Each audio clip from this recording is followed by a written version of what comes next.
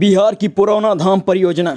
बिहार राज्य सरकार द्वारा हाल ही में सीतामढ़ी जिले में स्थित एक मंदिर परिसर पुरौना धाम को एक प्रमुख पर्यटन स्थल के रूप में विकसित करने के लिए एक योजना को मंजूरी दी गई है। पुरौना धाम को भगवान श्री राम की पत्नी तथा हिंदू धर्म में पूजनीय देवी सीता का जन्म स्थान माना जाता है। इस पहल का उद्देश्य मिथिला की संस्कृति तथा धरोहर को बढ़ावा देना है।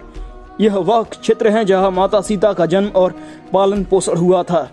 वाल्मीकि द्वारा रचित रामायण के अनुसार जब मिथिला के शासक राजा जनक भूमि पर हल चला रहे थे, तब सीता का अवतरण हुआ एक कुंडे में से हुआ था। उन्होंने उन्हें अपनी पुत्री के रूप में स्वीकार किया तथा उनका नाम सीता रखा, जिसका संस्कृत में अर्थ खाड़ी होता है। उन्होंने उन्हें जानकी नाम भी दिया, जिसका अर्थ जनक की पुत्री होता है। मिथिला का एक समृद्ध और प्राचीन इतिहास रहा है, जिसका इतिहास वैदिक काल 1500 से 500 ईसा पूर्व से प्रारंभ है।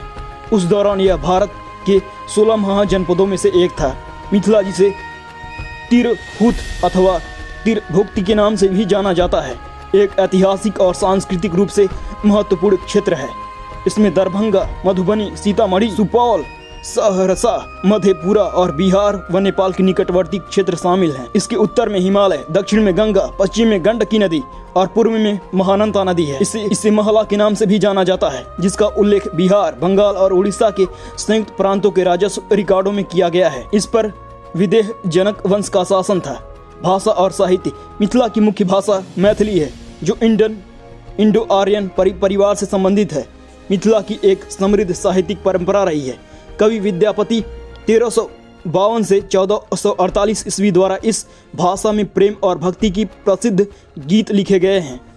मैथिली साहित्य में महाकाव्य, नाटक, लोक कथाएं एवं संतों एवं नायकों की जीवनियाँ भी शामिल हैं। सांस्कृतिक धरोहर।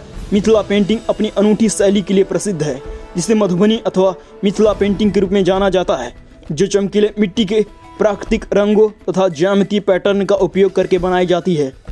ये पेंटिंग हिंदू पौराणिक कथाओं, विशेष रूप से रामायण और साथ ही वनस्पतियों एवं जीवों के सामाजिक पर घटनाओं के दृश्यों को दर्शाती हैं।